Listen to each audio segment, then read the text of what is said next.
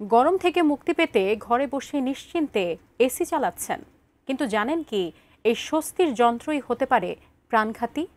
বিশেষজ্ঞদের মতে অসচেতনতা আর সঠিক নিয়ম না মানার কারণেই ঘটছে এসি বিস্ফোরণের মতো ভয়াবহ দুর্ঘটনা।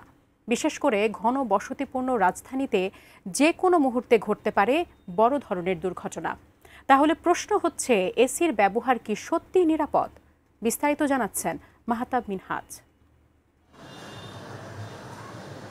এই ভয়াবহ চিত্রটি রাজধানীর যাত্রাবাড়িতে একটি বাসায় এসি বিস্ফোরণের পরের সময়ের। মুহূর্তেই তছনছ হয়ে যায় একটি পরিবারের স্বপ্ন, দগ্ধ হয় ঘরে থাকা সবাই। বিস্ফোরণের তীব্রতায় ভেঙে যায় ফ্ল্যাটের প্রধান ফটক, ক্ষতিগ্রস্ত হয় বাইরে থাকা লিফটও। ইতোমধ্যেই প্রাণহানি হয়েছে দুইজনের, বাকিদের অবস্থাও গুরুতর। এই এসির জন্য আমার বাইরে আমি হারাইছি। এটি কিন্তু একক কোনো ঘটনা নয়। পরিসংখ্যান অনুযায়ী গত ৫ বছরে বাংলাদেশে এসি বিস্ফোরণের ঘটনায় প্রায় ৩০ থেকে ৩৫ জন প্রাণ হারিয়েছেন এবং দগ্ধ হয়েছেন অন্তত ১৫০ জন। শুধু ২০২৫ সালের জানুয়ারি থেকে এখন পর্যন্ত রাজধানীতেই এমন ঘটনা ঘটেছে ৪ বার। বিশেষজ্ঞরা বলছেন, বৈশ্বিক উষ্ণতা বাড়ার ফলে এসি ব্যবহারকারীর সংখ্যা বাড়লেও সচেতনতার অভাবে রাজধানী জুড়ে এখন এসি হয়ে উঠেছে আতঙ্কের আরেক নাম। ভেতরের ত্রুটি বা রক্ষণাবেক্ষণের অভাবেই এসব বিস্ফোরণ হচ্ছে। ব্যবহার যখন বৃদ্ধি পায় তখন আসলে তার প্রতি নজর দেওয়ার পরিমাণটাও মানুষের পরিবর্তন হয়ে যায়, যার ফলে বিভিন্ন ধরনের দুর্ঘটনা শুরু হয়। এসি যখন ইনস্টলেশন করবে তখন এসির যে ইলেকট্রিক্যাল, ওনার বাসার যে ইলেকট্রিক্যাল সাপ্লাই আছে, সকেট এবং ইলেকট্রিক্যাল কেবল এবং আর্থিং, এই বিষয়টা কনসিডারেশনে নেবে। বিশেষজ্ঞরা সতর্ক করে বলছেন, শুধু সঠিক ব্যবহার বিধি মেনে চলাই নয়, এসি কেনার সময়ও মাথায় রাখতে হবে অনেক বিষয়। এরপর নিয়মিত রক্ষণাবেক্ষণ এবং নিরাপত্তা ব্যবস্থা বজায় রাখলেই কমানো যাবে দুর্ঘটনার ঝুঁকি। এসিগুলো একটা টিভির মতো না, যা আমি কিনে 10 বছর ধরে রেখে দিলাম, 10 বছর পরে নষ্ট হয়ে গেলে ফেলে দিলাম। এসি আসলে এমন একটা জিনিস যে একটা নিয়মিত মেনটেনেন্স করার ইস্যু থাকে। বিশেষজ্ঞরা আরও বলছেন, এসি হঠাৎ করেই কখনো বিস্ফোরিত হয় না।